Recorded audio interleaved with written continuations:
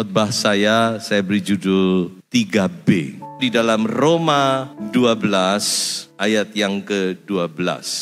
Bersukacitalah dalam pengharapan, sabarlah dalam kesesakan, dan bertekunlah dalam doa. 3B yang saya maksud adalah, pertama adalah bersukacita, kedua bersabar, dan yang ketiga berdoa. Ayat ini bukan sekedar diucapkan demikian saja oleh Rasul Paulus, tetapi saya yakin konteksnya, latar belakangnya daripada ayat ini adalah sebuah keadaan yang tidak menyenangkan. Apakah itu berupa kesesakan seperti yang ditulis di sini? Atau itu berupa sebuah tekanan? Ataukah itu sebuah penderitaan? Yang pasti ayat ini ditulis untuk anak-anak Tuhan yang sedang menghadapi problema dan masalah kehidupan yang berat. Sebab kalau tidak perlu ditulis bersukacita, ya toh? Kalau orang sudah nyaman, semuanya berjalan lancar, semuanya sehat dan semuanya tidak ada masalah, mudah sekali bersukacita, bukan? Nah, sebab itu mari kita ingat, mungkin di antara Bapak Ibu Saudara menghadapi masalah persoalan kehidupan yang berat. Saya mau pesankan 3B ini. Apa? Bersukacita, bersabar, dan berdoa. Nah, mari sekarang kita lihat lebih detail. Bersukacitalah dalam pengharapan. Mengapa kita harus bersukacita? Karena sukacita itu sangat penting. Amsal berkata, hati kalau bergembira, hati yang bersemangat itu dapat menghadapi persoalan. Sebaliknya kalau hati kita sedih, kita susah, hati kita down,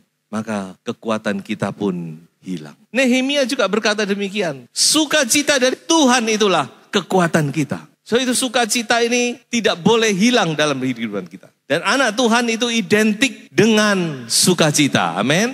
Lalu saudara tanya, bagaimana saya bisa bersukacita? Saya sedang menghadapi masalah persoalan ini. Saya sedang menghadapi sakit penyakit. Saya sedang menghadapi dalam pekerjaan begini dan seterusnya. Nah, ini sudah diberitahu. Bersukacitalah dalam apa? Pengharapan. Pengharapan ini kuncinya. Kalau kita punya pengharapan, maka dalam segala sesuatu kita dapat bersukacita. Amin. Karena kita punya pengharapan. Dan saya mau katakan bahwa pengharapan kita orang percaya, pengharapan kita di dalam Kristus tidak pernah mengecewakan kita. Itu ada ayatnya. Bahwa pengharapan kita itu pasti. Saudara harus tahu ya, pengharapan orang percaya itu bukan mugo-mugo. Ya. Biasanya orang kalau pengharapan itu mugo-mugo, mudah-mudahan hari ini tidak hujan, mudah-mudahan lancar. Tapi saya mau katakan bahwa pengharapan di dalam Kristus itu bukan itu. Pengharapan kita dalam Kristus adalah pengharapan yang pasti. Pengharapan kita dalam Kristus adalah sesuatu yang surely come. Ada sesuatu yang pasti akan datang, pasti akan terjadi. Saya itu Rasul Paulus berkata, bersukacitalah dalam pengharapan. Kalau Rasul Paulus ngomong bersukacita, itu karena dia sudah alami sendiri. Bukan sekedar teori, tapi dia mengalami sendiri. Kalau saudara mau tahu, kita bisa melihat itu di dalam kitab Filipi. Filipi ini surat sukacita. Di dalamnya berkali-kali Rasul Paulus selalu berkata, bersukacitalah senantiasa. Bersukacitalah dengan aku, bersukacitalah di dalam Tuhan, bersukacita. Tapi tahukah Bapak Ibu Saudara, dalam situasi apa Filipi itu ditulis? Filipi bukan ditulis di sebuah tempat peristirahatan, di sebuah villa yang nyaman. Lalu Paulus mulai mengambil pena untuk menulis sebuah surat, kira-kira apa ya? Oh, sukacita, lalu dia mulai menulis, tidak. Tapi Filipi itu ditulis dengan keadaan Rasul Paulus terbelenggu. Dengan keadaan dia dirantai sebagai seorang narapidana. Itulah latar belakang daripada surat Filipi. Situasi kondisi yang bertolak belakang dengan sukacita. Seharusnya Paulus bisa mengeluh. Seharusnya dia sayang diri. Dia mungkin bersungut-sungut, marah, dan sebagainya. Tetapi dia menulis sebuah surat, sukacitalah di dalam Tuhan. Sebab itu saya katakan, kalau Paulus menulis bersukacitalah dalam pengharapan, itu dia alami sendiri. Artinya apa? Artinya bisa, bukan? Dalam keadaan susah pun kita bisa bersukacita, bukan? Amin. Anak Tuhan itu punya sumber sukacita yang tidak pernah habis-habisnya. Haleluya. Dalam keadaan apapun kita bisa bersukacita. Dan harus bersukacita. Karena itulah letak kekuatan kita. Mari kita bersukacita. Kita mau melihat sebuah contoh lain di dalam 2 Korintus pasal 8 ayat 1 dan ayat yang kedua. Saudara-saudara, kami hendak memberitahukan kepada kamu tentang kasih karunia yang dianugerahkan kepada jemaat-jemaat di Makedonia. Jemaat di Makedonia ini jemaat apa saja? Kalau sudah membaca di Kisah Para Rasul, di situ ada jemaat Filipi, kemudian ada jemaat Tesalonika, ada jemaat Berea. Jadi sekarang jemaat. Kalau tadi kita melihat Rasul Paulus sendiri, sekarang jemaat. Ayat 2, selagi dicobai dengan berat dalam pelbagai penderitaan, sukacita mereka apa? Meluap. Dan meskipun mereka sangat miskin, namun mereka kaya dalam kemurahan. Haleluya.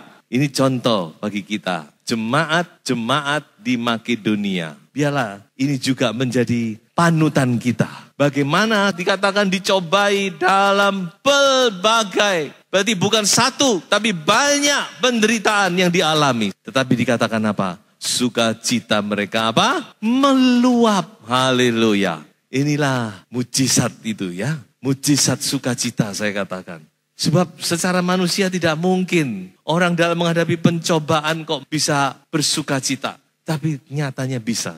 Dalam berbagai pencobaan-pencobaan yang berat. Dalam berbagai tekanan. Dalam berbagai masalah persoalan. Dikatakan jemaat-jemaat di Makedonia bersukacita. Bahkan sukacita mereka meluap. Oleh sebab itu mari sidang jemaat yang dikasihi Tuhan. Saya mau beritahu saudara punya pengharapan. Amin. Jangan saudara lupa bahwa saudara adalah orang-orang yang punya pengharapan. Dan pengharapan Anda ini adalah pengharapan yang pasti. Sebab itu angkat hatimu. Bebaskan rohmu. Puji Dia, sembah Dia. Biarlah roh yang penuh dengan sukacita itu memenuhi hati dan pikiranmu. Bersukacitalah dalam pengharapan. Kita maju terus kepada bagian yang kedua. Yaitu dikatakan tadi, sabarlah dalam kesesakan. Sabar atau kesabaran itu adalah karakter ilahi. Dan saya mau katakan kepada saudara-saudara semua, bahwa Tuhan Dia mau menumbuhkan karakter ilahi ini, khususnya kesabaran. Tentu banyak karakter ilahi, tapi karena kita bicara tentang kesabaran, saya mau khususkan kepada kesabaran. Tuhan mau menumbuhkan karakter ini dalam setiap kehidupan anak-anak Tuhan. Hidup kita ini harus bertumbuh. Bertumbuh dalam apa? Dalam karakter ilahi. Sampai dikatakan oleh Rasul Paulus, kita menjadi serupa dengan gambarnya. Salah satu karakter ilahi yang Tuhan mau tumbuhkan dalam hidup kita, orang percaya, adalah kesabaran. Sudah membaca Galatia pasal 5 tentang buah roh, di situ juga salah satu adalah kesabaran. Tahan uji, dalam kata lain kesabaran. Sekarang pertanyaannya, bagaimana Tuhan bisa menumbuhkan karakter ini? Saya percaya hanya satu cara, yaitu lewat kesesakan. So, tidak mungkin karakter ini bisa bertumbuh hanya karena saudara mungkin mempelajari Alkitab, karena saudara cuma membaca buku atau apapun juga, cuma mendengar khotbah. Mungkin saudara mengerti, tahu. Tapi untuk supaya karakter ini benar-benar bertumbuh dan menjadi bagian dalam hidup kita, mau tidak mau kita harus alami yang namanya kesesakan. Nah, sampai di sini mungkin sudah bilang, waduh kalau gitu saya enggak mau gitu ya. Tapi kalau memang sudah rindu memiliki kesabaran, memang Tuhan izinkan kadang-kadang ya. Tuhan izinkan ada kesesakan yang kita alami. Supaya karakter ini bisa bertumbuh. Saya beri contoh begini, bapak-bapak yang suka bodybuilding, suka dengan nge-gym supaya otot-otot terbentuk. Apa yang harus bapak-bapak lakukan? Memikul beban, ya toh? Pasti 1 kilo sudah kuat, ditambah lagi jadi 2 kilo, ya toh? Udah kuat, ditambah lagi 3 kilo, 3 kilo, ditambah lagi menjadi 4 kilo. Kenapa? Supaya otot-otot itu terbentuk. Tanpa itu tidak mungkin. Sudah tahu 1 kilo nyaman, tidak akan muncul itu otot. Kalau mau muncul harus tambah. Untuk membangun otot rohani juga demikian. Tuhan berikan beban, Tuhan berikan masalah persoalan, kesesakan. Supaya apa? Supaya karakter ilahi itu tumbuh dalam hidup kita. Dan kita semakin menyerupai Kristus. Sebab itu kalau saudara menghadapi kesesakan, jangan kecil hati, jangan kecewa.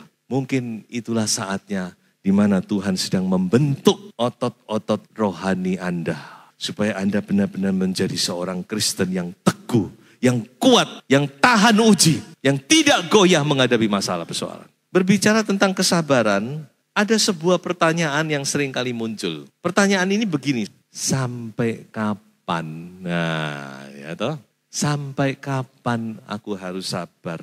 Atau dengan kata lain, berapa lama? Nah, kalau saudara tanya seperti itu, saya mau beritahu, saudara bukan satu-satunya orang yang bertanya seperti itu. Saudara bisa baca di dalam Mazmur, saya sudah coba selidiki, minimal ada 17 kali pemazmur bertanya kepada Tuhan, berapa lama lagi Tuhan? Sampai kapan Tuhan aku harus sabar? Berapa lama aku harus sabar? Pemazmur aja bisa bertanya demikian. Jadi wajar kalau kita bertanya. Tapi jawabannya hanya Tuhan yang tahu. Kalau saudara tanya kepada saya juga tidak tahu. Hanya Tuhan yang tahu. Tapi saya tahu satu hal. Coba kita baca di dalam 1 Petrus pasal 5 ayat yang ke-6. Karena itu, rendahkanlah dirimu di bawah tangan Tuhan yang kuat. Supaya kamu ditinggikannya pada waktunya. Mengapa saya pakai ayat ini? Karena kata sabar dalam bahasa asli, hupomeno itu artinya to stay under. Kita duduk diam di bawah. Di bawah apa? Di bawah tangan Tuhan yang kuat. So itu ayat ini berkata, karena itu rendahkanlah, tetaplah stay under. Tetaplah di bawah tangan Tuhan yang kuat. Sampai kapan? Saya katakan, sampai waktunya Tuhan. Dan saya mau katakan kepada Bapak Ibu, Alkitab berkata bahwa waktu Tuhan itu selalu yang terbaik. Amin. Dia membuat segala sesuatu itu baik pada waktunya. Saudara akan tahu waktunya kalau Tuhan sudah katakan. Saudara akan tahu. So itu mari kita mau tetap dikatakan tadi sabar dalam kesesakan. Karena ada upah. Saya akhiri dengan satu ayat. Yakobus pasal 5 ayat yang ke-11. Sesungguhnya kami menyebut mereka berbahagia. Yaitu mereka yang telah bertekun. Kamu telah mendengar tentang ketekunan Ayub. Dan kamu telah tahu apa yang pada akhirnya disediakan Tuhan baginya. Karena Tuhan Maha Penyayang dan penuh belas kasihan. Kiranya Tuhan tolong kita. Ya, sampai kita menantikan waktunya Tuhan, kita boleh tetap sabar, bersabar. Saya lanjut dengan bagian terakhir dari ayat tadi. Yang ketiga, berdoa. Bertekunlah dalam doa.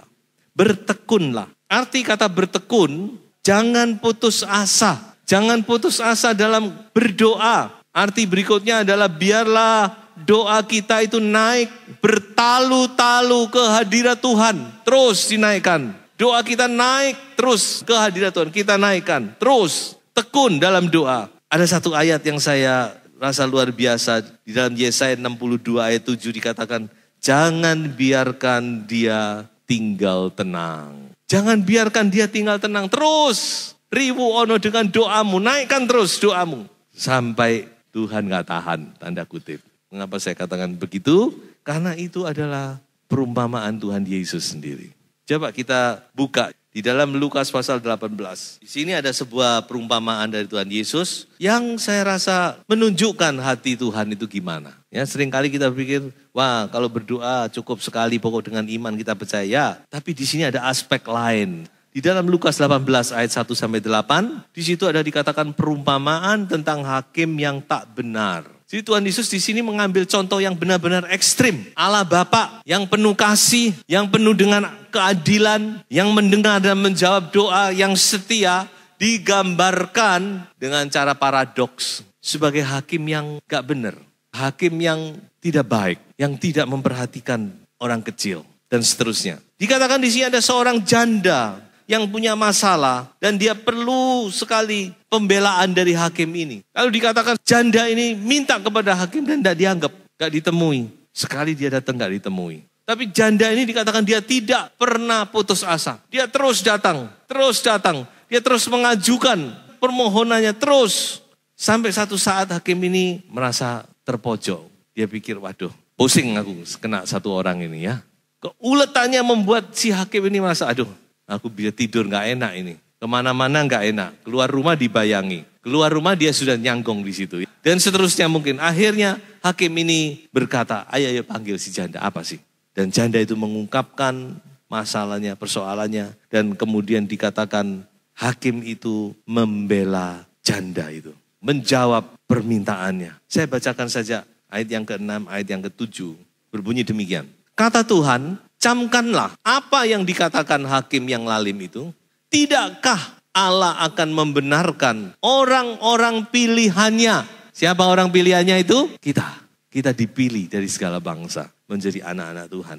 Tidakkah Allah akan membenarkan orang-orang pilihannya yang apa? Siang malam berseru kepadanya. Bertekunlah dalam doa. Pagi doa, siang doa, malam doa. Saya sibuk, saya tidak mungkin berdoa.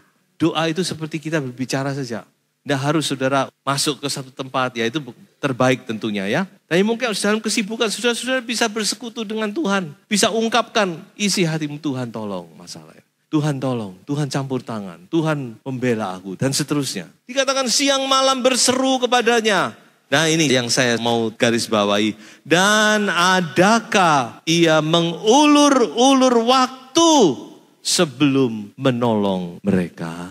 Saudara, saya mau katakan Tuhan kita tidak pernah mengulur-ulur waktu. Amin. Kalau waktunya tiba Tuhan pasti tolong gitu. Amin. Ayo angkat imanmu. Haleluya. Ada yang sudah putus asa, sudah berdoa merasa aduh doa saya tidak dijawab. Saya mau katakan Tuhan sudah mendengar dan akan menjawab doamu. Mari angkat hatimu, angkat imanmu saudara-saudara. Bertekun dalam doa sampai dia menjawab, sampai jawaban doa itu nyata dalam hidupmu. Karena Tuhan sendiri yang berkata, ayo berdoa. Bertekunlah dalam doa. Ayat ini dimulai dengan Yesus mengatakan suatu perumpamaan kepada mereka untuk menegaskan. Ayat 1. Bahwa mereka harus selalu berdoa dengan tidak jemu-jemu. Jangan bosan. Terus panjatkan doamu. Kita punya Tuhan yang mendengar dan menjawab doa. Amin. Doa kita tidak sia-sia. Doa kita didengar dan pasti Tuhan akan jawab doa kita. Kalau kita tidak jemu-jemu dalam berdoa. Sebab itu tetaplah berdoa, tetaplah bertekun dalam doa. Saya kunci dengan sebuah ayat. Filipi pasal 4, ayat 4 sampai ayat yang ke-7. Bersukacitalah senantiasa dalam Tuhan. Sekali lagi kukatakan, bersukacitalah. Ayat yang ke-5. Hendaklah kebaikan hatimu diketahui semua orang. Tuhan sudah dekat. Ayat yang ke-6. Janganlah hendaknya kamu khawatir tentang apapun juga. Tetapi nyatakanlah dalam segala hal keinginanmu kepada Allah. Dalam doa dan permohonan dengan ucapan syukur. Ayat yang ke-7 terakhir. Damai sejahtera Allah yang melampaui segala akal akan memelihara hati dan pikiranmu dalam Kristus Yesus. Tuhan Yesus memberkati saudara-saudara semua ya.